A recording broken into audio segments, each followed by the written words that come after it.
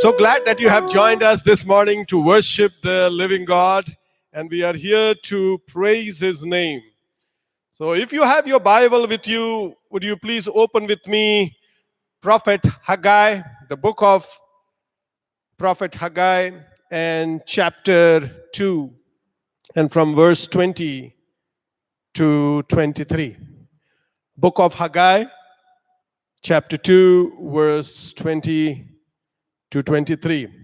And the word of God says like this: And again the word of the Lord came to Haggai, saying, Speak to Zerubbabel, governor of Judah, saying, I will shake heaven and earth.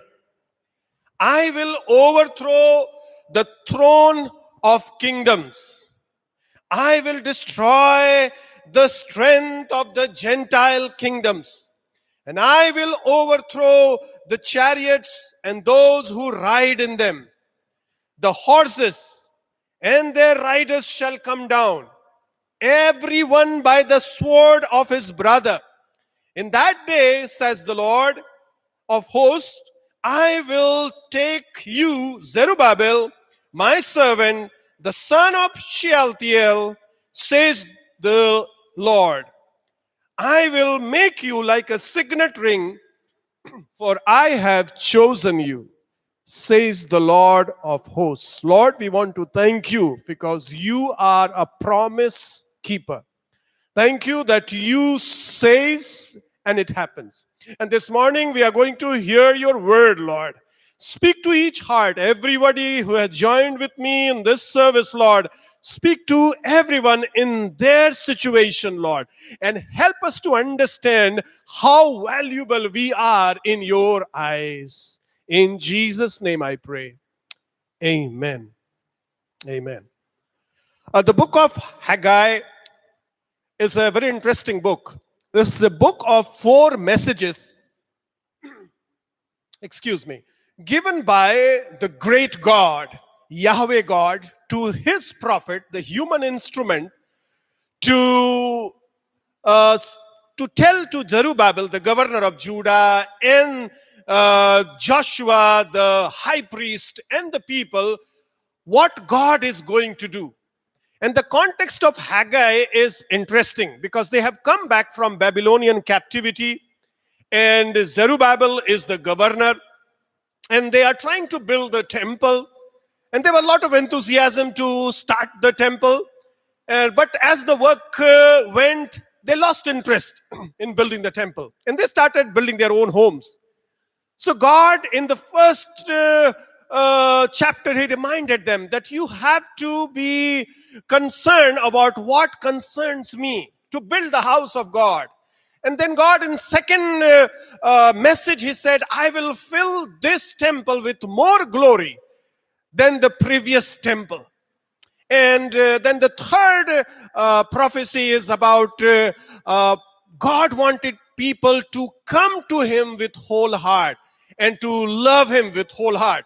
And we are today going to learn some things from the last and fourth and the final message that God gave through prophet Haggai.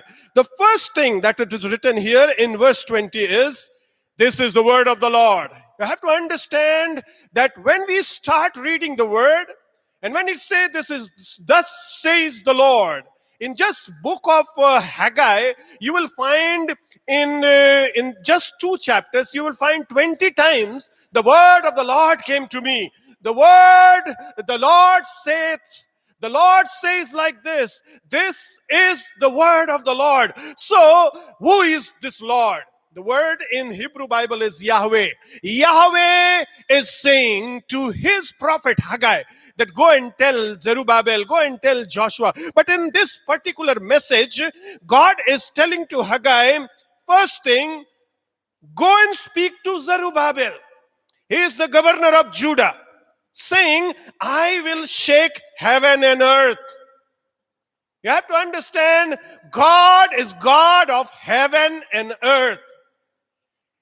First message that he wants Zerubbabel to listen that I have power to shake heaven and earth. If you go to chapter 2, verse 5, you will find he has shaken heaven and earth before also. So when he is saying to Zerubbabel, I will shake heaven and earth once again, that means he has an experience to shake heaven and earth. When did he do that? In chapter 2, verse 6, it says, during the time of Exodus, when people were coming out from the slavery of Egypt, God shook the water bodies, God shook the mountain, and God shook the heaven, and the word that came on Mount Sinai, God showed to his people that he is powerful God. He has control over the sky and every stars and suns and moon and all planets is in his hand. So when we see our problem with the eyes of God, as the one who is controlling my life, the one who loves me, the one who fixes eyes on me, controls heaven and earth. And he says, I will do this. I will not ask somebody to shake heaven. He says, I will shake heaven and I will shake earth to show that I have power. The God that we serve is powerful God. The God that we serve, he speaks. And he has come to speak to one person. In this context, there is one person whose name is Zerubbabel. And he is the governor of Judah. And he is very discouraged seeing the attacks that people of God are facing. And people of God are not concerned about following God. So he is very dejected. He's thinking nothing will work. Many times we get dejected in our life and we think nothing is working in my life. Everything is going just the opposite way, the way I want it to go. But today God wants to remind you the first thing, that he will shake heaven and earth for you. If he has to. He said, if you will believe, I will call your brother out from the grave. Because I can shake heaven and earth. And the second thing in this verse is says, I will shatter the might of earthly kingdom. I will shatter. The word in Hebrew shatter is, I will crush. I will break. What? I will break the might of earthly kingdoms. I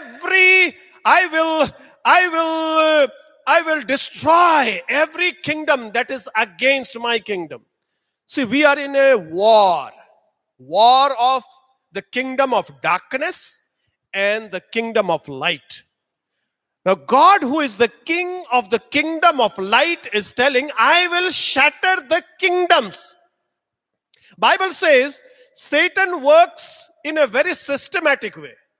He has planned everything to destroy us, to destroy our family, to destroy what we do, to destroy what we have planned, to destroy what God has planned. But God is telling you don't have to worry. If you will trust me, if you will follow me with whole heart, if you will love me, I will shatter the earth might of the earthly kingdoms.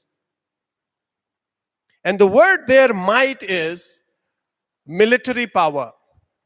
I will shatter the military power, the thing that Satan uses to destroy you, your family. I will destroy it completely. Every attack that is upon you this morning, God is telling, I will destroy those weapons that comes against you. The third thing God is telling, I will overthrow the throne of kingdoms. I will overthrow the thrones of the kingdom. What is telling? He's telling about the thrones that is there against the kingdom of God. There are a lot of plans that is against you this morning. There are a lot of plans to destroy you this morning.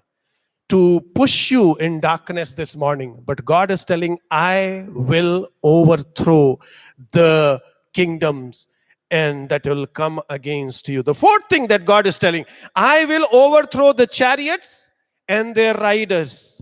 The word there is overthrow. That means I will put it upside down. What does chariots signifies? What does the riders of the chariots signifies? They are ready for battle. They are ready to crush you. So there are plans of Satan to destroy your life. But God is telling, I will shake heaven and earth for you. I will protect you. I will overthrow the throne of the kingdoms. And I will destroy the might of the earthly kingdom. And I will overthrow the chariots and the riders. And I will make them fall. And the fifth thing is telling, I will cause horses and their riders to fall. The people who are riding horses. Now, this is the picture of the ancient times when the battle used to be fought with horses and chariots. Now we fight our battles with missiles and Rafale and different technology that has developed. But in those days, chariots and horses were the main weapons to move swiftly. And it shows the strength of the army. So God is telling, I am the Lord of hosts. I have armies. I am the Lord of the armies.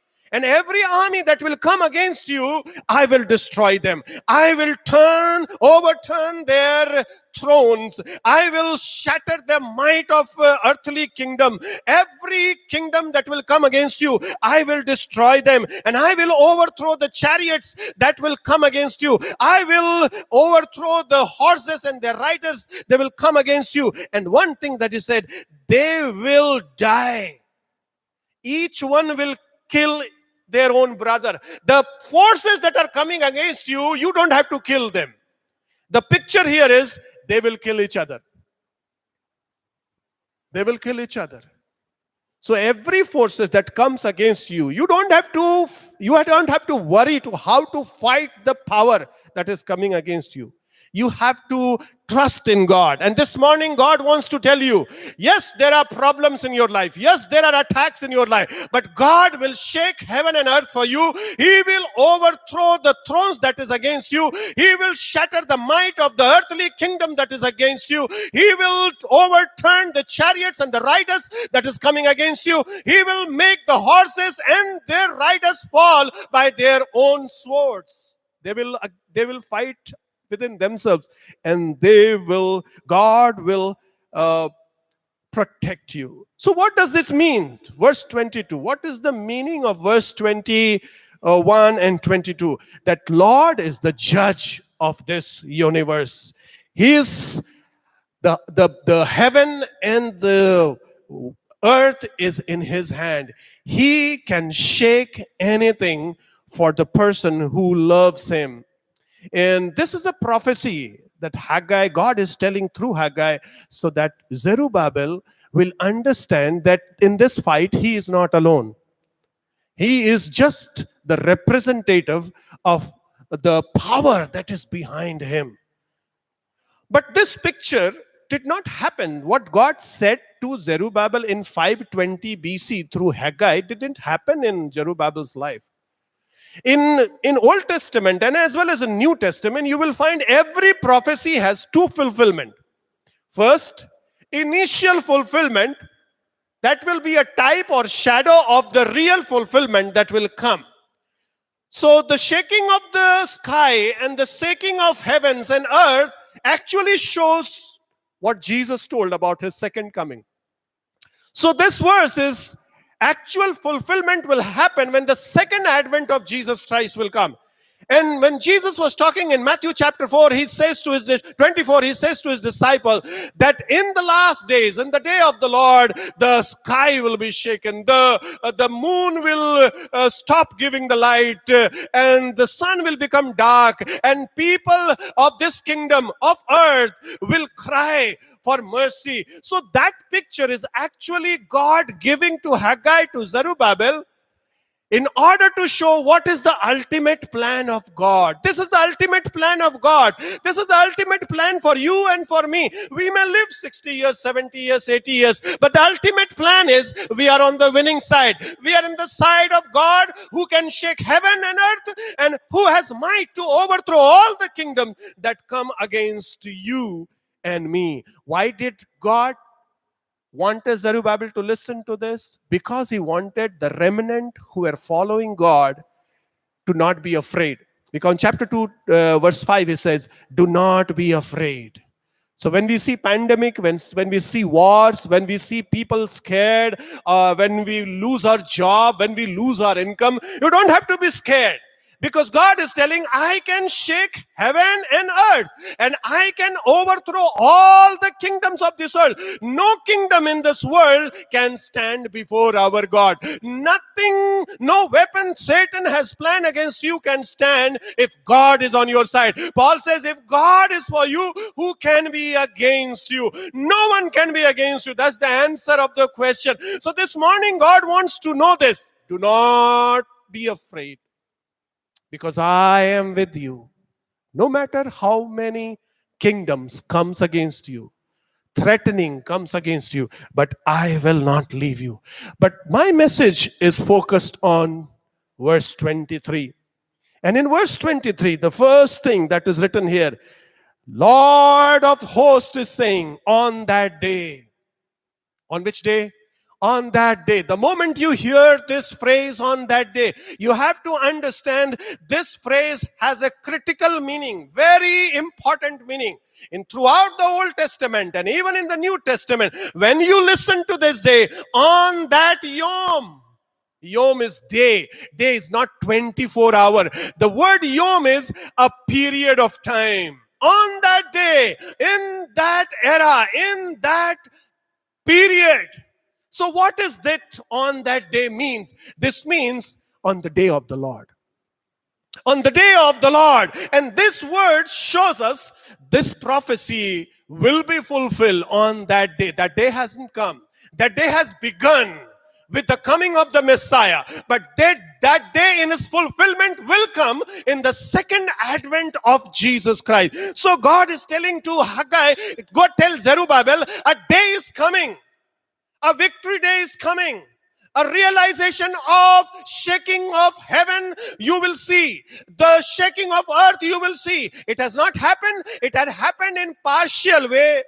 When Jesus was walking on water, when Jesus was calling dead men out of the grave, it was happening. When eyes were being opened, when people were being healed, it was happening. But in a partial way. A day is coming when there will be no sickness. A day will come when there will be no blind people. A day will come when there will be no injustice. A day will come when Satan will be bound and he will have no power over anybody. And there will be a millennium rule of the Christ. So what through Haggai, God is telling that a day is coming. On that day, what is going to happen? And God is telling, says the Lord who rules over the armies. I am the ruler of the army. And he's declaring it. This is a declaration of the Yahweh God, the personal God, covenant keeping God. He has made a promise 520 years before Christ. And since Christ, 2000 years have gone by.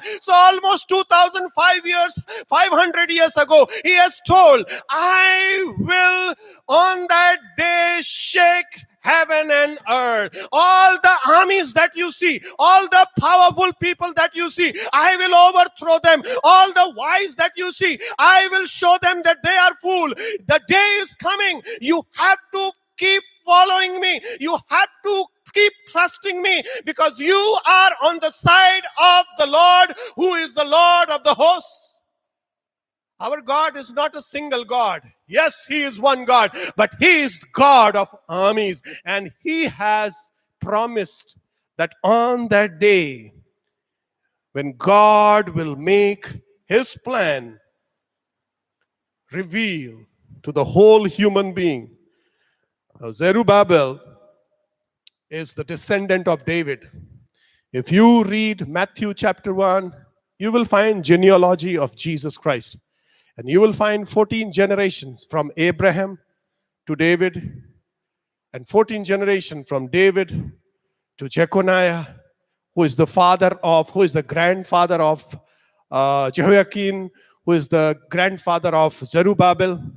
And what God is telling, the promise that I have made to Abraham, that through you the whole world will be blessed. A day is coming.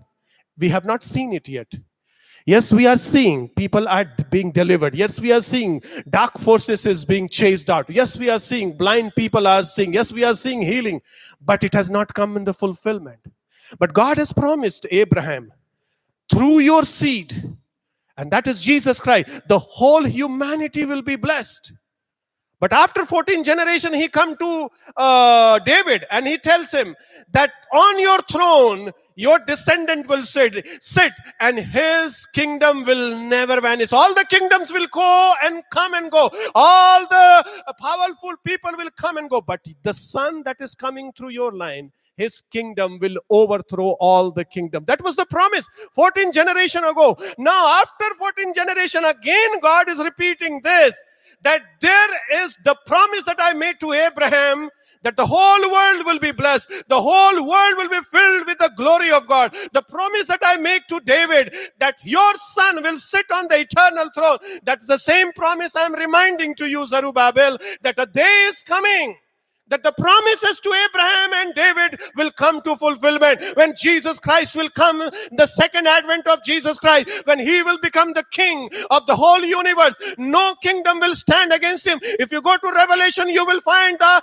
war of Armageddon, and you will find all the kingdoms were overthrown. You will find only one name will be lifted high, and that name will be Jesus Christ. That is on that day. So this is the renewing of the promise that was given to Abraham and David. Now, the very interesting, the name of Zerubbabel here is attached to a person whose name is Shealtiel. Shealtiel is the father of Zerubbabel. And Shealtiel is son of Jeconiah, who was the last king of Judah when they were taken captive in 586 to Babylon. And Shealtiel, so there is a relationship. What this phrase says is, I will, in that day, I will take you, Zerubbabel, my servant, the son of Shealtiel. So you are the son of Shealtiel, and I will take you. Now you have to understand the background to it. The grandfather had a very bad experience of following God. He left God. And God says in Jeremiah chapter 22, verse 24, I have rejected the grandfather. You may feel being rejected. Maybe your family tree is full of not following God, or your ancestors not walking with God. But what God is telling here is, he is faithful to the promise. If you're listening to this word today, now Zerubbabel is the grandson of the person whom God rejected. And in that chapter, Jeremiah says God has actually thrown him. And God promised to him that his ancestors, his descendant will never sit on the throne. He is the king of Judah. But since they have left God, God said, your ancestor, your descendant will never sit on the throne of Judah. But God is reversing the curse that came over Jeconiah. And he is telling to Zerubbabel that I will take you. Yes, I threw your grandfather, but I will take you. The word here is, you are my servant. And that is a very interesting verse. My servant. Who? Zerubbabel. Whose servant? God is telling you, are my servant. When you hear this phrase, you have to remember this is a favorite phrase for Isaiah, for Jesus Christ. He is my servant. So Zerubbabel in this context is actually a type of Jesus Christ, and God is telling, in Jesus Christ, I will reverse the curse that I gave on your grandfather. Now the whole humanity was under curse. Whole humanity has left God.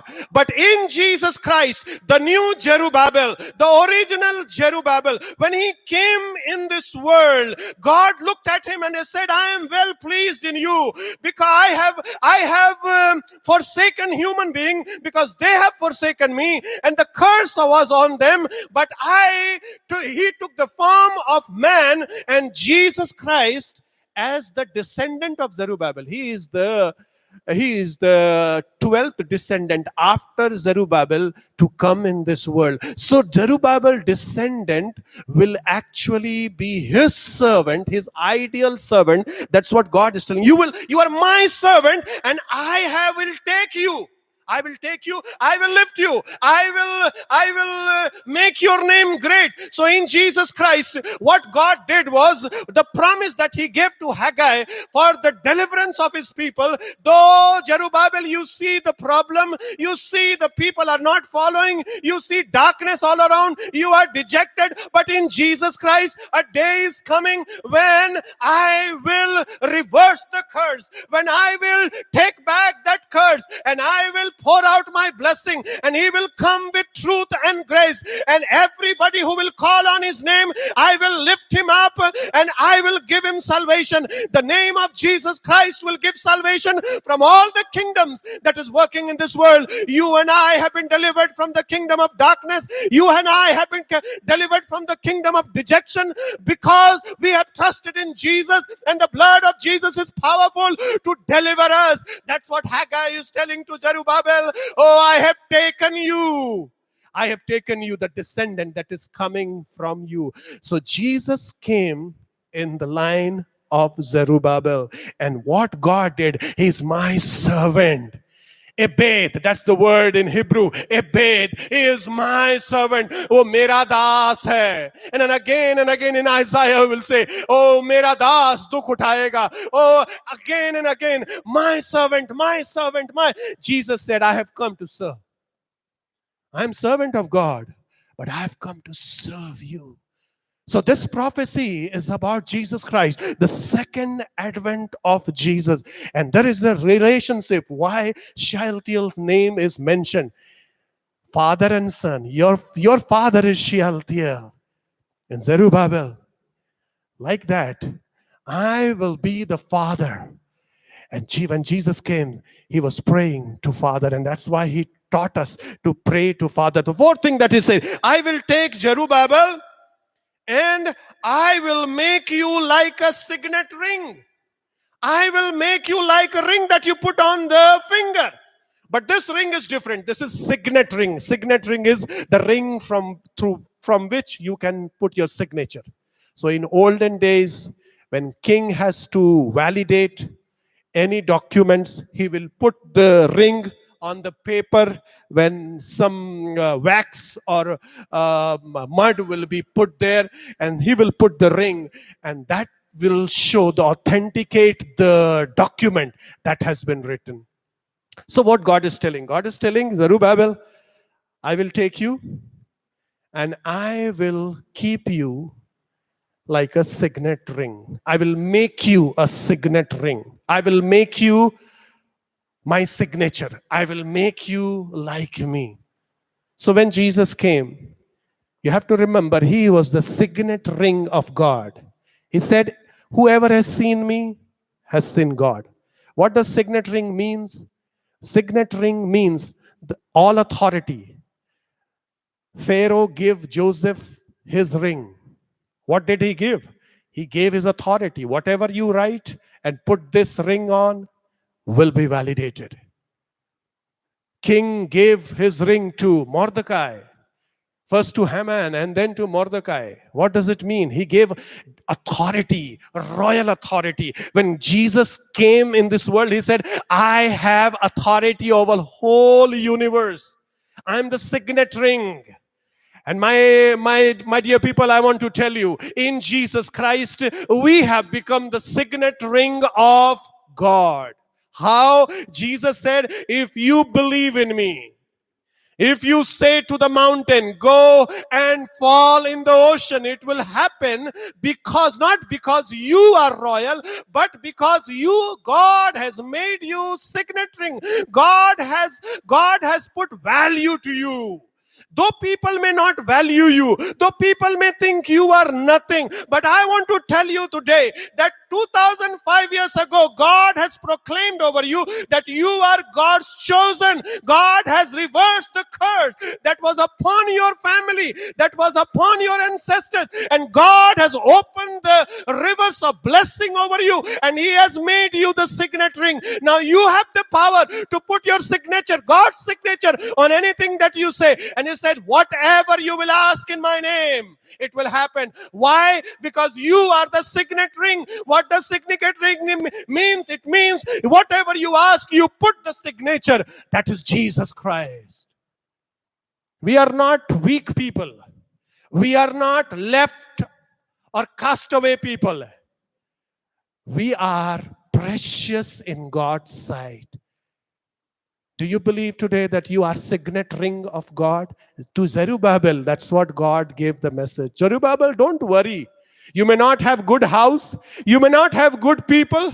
You may not have good army. But in my eyes, you are signet ring. I have taken you. I have called you by name. I love you. And I love you so much that I will die for you. That's the message today for you, my friend, that God wants to show how much He values you. So when He says He is my servant, He was actually talking about Jesus Christ, who will come after 500 years after this prophecy. I will make you signet ring. In Jeremiah 22:24, the Lord says, though Coniah, the son of Jehoiakim, king of Judah, were the signet king on my right hand, yet I would pluck you off. I have plucked off the signet ring. When? In 586. When the grandfather did not follow God, he said he was like a signet ring, but I have plucked it and I have thrown it. But in Zerubbabel, he's telling, I am bringing you back. So Zerubbabel brought people out of captivity from Babylon. Jesus, the real Zerubbabel, came and died so that He will bring people out of the slavery of sin. So Zerubbabel acts as the type of Jesus Christ. Zerubbabel built the temple, the physical temple that survived from 520 BC to 70 BC till Romans came and destroyed it. But Jesus, the real Zerubbabel, built an eternal temple. And the eternal temple, you and I are the stones of that temple. And that temple will not be destroyed by any power, any kingdoms of this world. That is the promise. In the second advent, we will see the beautiful building. The church of Jesus Christ, which be purchased by the holy blood of Jesus, will shine, will be victorious, will be glorious. And this kingdom will establish forever. So this message is the message of hope. This message is the message of encouragement. God is reversing. Do you feel curse over your family, over your life? And God wants to remind you that He wants to take you back. He wants to reverse that curse. He wants to appoint you as the signet ring. Will you commit your life to follow Him, to love Him? There's a very interesting meaning of the word of Zerubbabel. The name consists of two words, Zerah and Babel. And Zerubbabel in ordinary terms mean son of Babel. He was born in Babel. He was not born in Judah because they were in captivity. But there's another meaning to the word of Zerubbabel. And Zerah means seed, which was sown and will bring fruit. So this is what the picture of Jesus Christ. He said the seed will die and you will see the fruit that will come out. When Jesus died, the real Zerubbabel, when He died on the cross of Calvary, Jesus also was born in captivity. Not a physical captivity, but the spiritual captivity, when everywhere there was darkness. That's why Jesus stood up and he said, I have come to bring light to those people who are sitting in the darkness. The real Zerubbabel is here, and he's offering you to reverse the curse over you, to make you a precious stone in his temple, to deliver you from the captivity of sin. What we have to do? We have to come to the new Zerubbabel, the real Zerubbabel, who is the signet ring of God. And when you accept him as the signet ring of God, he will make us a signet ring.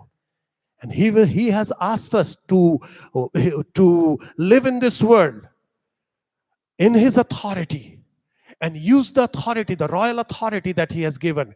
We have been called to bless people, and that's the royal authority. We have been called to tear down the forces of darkness. That's the royal authority, because we have become the signet ring. Now, all the satanic power and evil spirit that is working in your heart, in your life, in your family, in your society, you are the signet ring of God. Signet ring is that not to show how beautiful it is. Signet ring signifies the power that is behind it, the power of the Almighty God, the power of the Lord of hosts. 3 times in verse 23 you will find the Lord of hosts says like this, the Lord of hosts says like this. So signet ring has all the power of heaven behind it. And God is telling you have been made signet ring. Are you discouraged the situation that you are in right now? Do you feel that you are nothing in this world because some people have said so? Do you think that you have no ability? God is telling you are my signet ring. You are precious in my sight. I am in control. I can shake heaven and earth. And if you walk in faith, if you stand for me, they will kill each other. The armies that will come against you will kill each other. I will protect you. And you start serving me in the authority that I have given you. The authority that is in our hand is the name of Jesus. Will you this morning ask God to fill you, to make you realize once again that you are powerful, you are valuable, you are precious in sight of God. The real Zerubbabel came so that you will become a signet ring. You will become son and daughter of the King. We may not have a lot of money, but let me tell you, we are the richest people in the earth. Because God says it to Haggai, tell my people, I own all the silver and all the gold. It may not be in my house, but my Father's house, which is this universe, He's the owner. So we are not poor. We are the children of the rich God who owns all silver and all gold. We are not powerless, because we are the sons and daughters through Jesus Christ of the powerful God who shakes heaven and earth. We are not alone here. We are in the finger of God. God has put you and me as signet ring on his finger. Would you close your eyes and look to the Lord in prayer? Lord, I want to thank you for reminding us this day that the original Zerubbabel came to this world 2,000 years ago. Because we were in dejection. We were cast away. But you came and you embraced us. And you gave us authority to serve you. And thank you, Lord, for reminding us today that we are not poor, but our God owns everything. We are not powerless, because our God is powerful over this universe and all the kingdoms that we see. We are precious because I am in the finger of God as a signet ring. And I have authority in Jesus' name. Thank you, Lord. And I pray right now for everyone who have joined that God, you will touch each one, each family, whatever struggle they are going through. And let your holy name fill their life with your power, with your strength. In Jesus' name I pray. Amen. Amen. Amen. God bless you. Have a wonderful week.